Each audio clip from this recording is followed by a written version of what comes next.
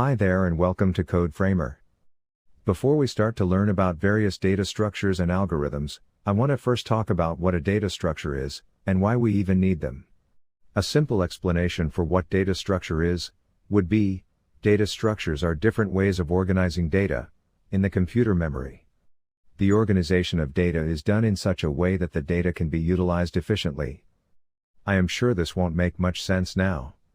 So let me give you a clear example. Imagine you go to a library, to read a few books by a famous author, Dale Carnegie. When you open the library door, you see that all the books are scattered without any kind of arrangement. So basically it's a complete mess. In this scenario, if you have to find a specific book of a specific author, then just imagine how much time it will take for you to find that book. In fact, the worst condition would be, that you will have to look at each and every book at least once, to find the book you want to read. So it is extremely time-consuming and difficult. On the other hand, now imagine that when you opened the library door, you found an organized library, where each book is properly placed in its respective section.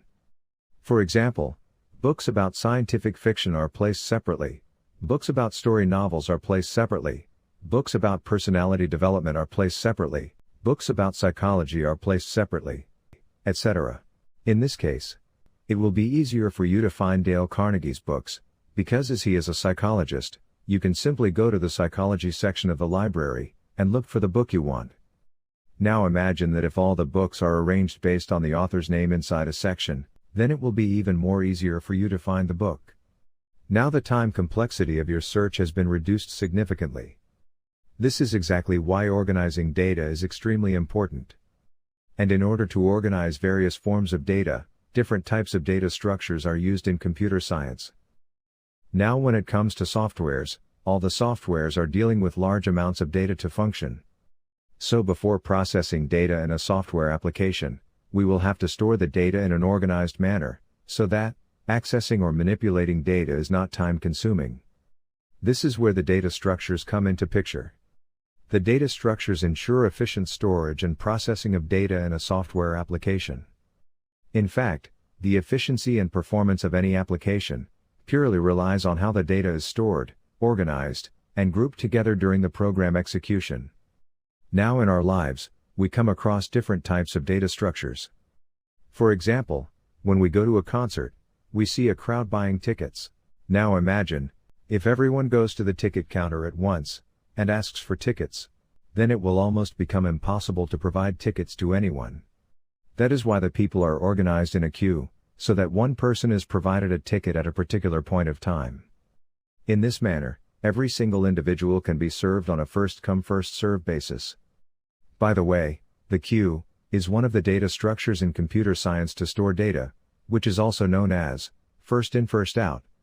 As you can see in this picture, the person who comes first in the queue gets the ticket first. Let me give you another example of a day-to-day life data structure that we encounter.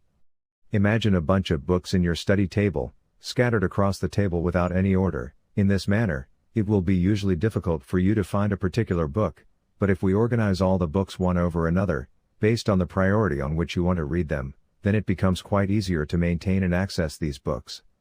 This organized arrangement is known as a stack of books, and in computer science, this is one of the data structures to store data, which is known as stack data structure. So now you would have understood clearly that we use data structure to organize and store our data efficiently, so that our software performance is at its optimum. Now the question is, since there are many different types of data structures in computer science, which one should we use to store different types of data, so that we ensure best performance of our application? This is exactly what you will learn throughout this course, while understanding each and every data structure, its implementation, and also its use cases. This is one of the main reasons that large companies like Google, Facebook, Apple, Amazon, etc., ask so many questions related to data structures during the interview process.